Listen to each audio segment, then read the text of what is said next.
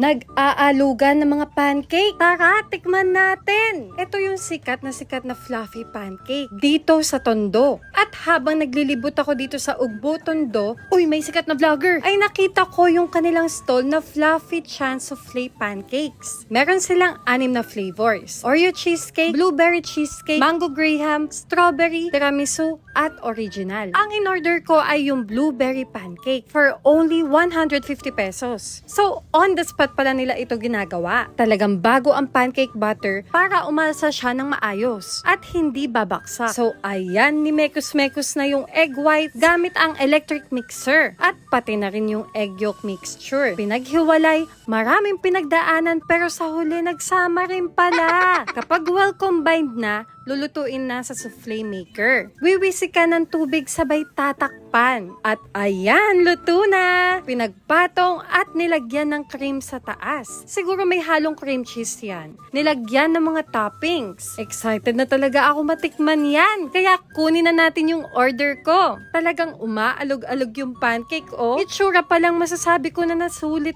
to. Dahil malaki naman yung pancake at 2 piraso pa na nakapatong. So, ayan, tikman na natin. Very fluffy nga ang texture at hindi siya matamis, hindi nakakaumay. Very creamy yung lasa niya. Hindi naman siya lasang itlog lang. Nalalasahan ko pa rin yung pancake na may halong marshmallow at magic kasi it melts in your mouth.